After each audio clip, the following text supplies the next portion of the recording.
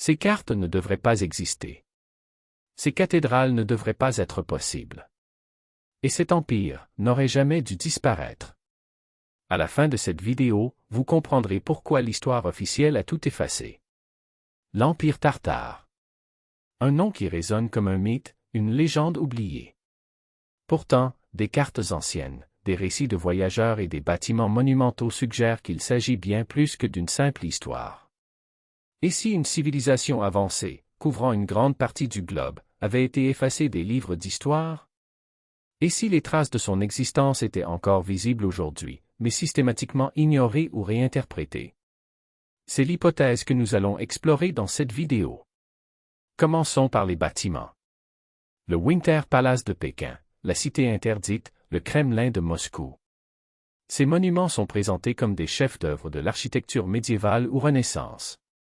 Pourtant, une observation attentive révèle des détails troublants. Des systèmes de chauffage souterrains, des canalisations sophistiquées, des techniques de construction impossibles à l'époque. Comment expliquer que ces bâtiments, censés être médiévaux, présentent des caractéristiques architecturales dignes d'une civilisation technologiquement avancée? Et pourquoi ces détails sont-ils systématiquement ignorés par l'histoire officielle?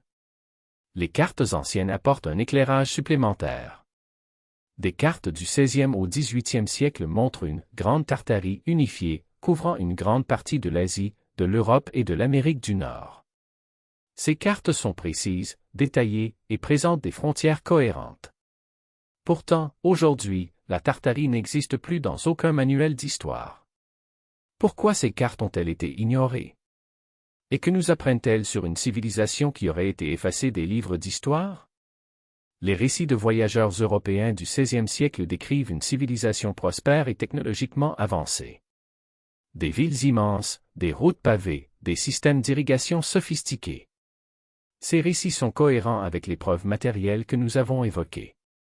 Pourtant, l'histoire officielle attribue ces constructions à d'autres empires, comme les Mongols ou les Chinois. Pourquoi ces récits ont-ils été ignorés?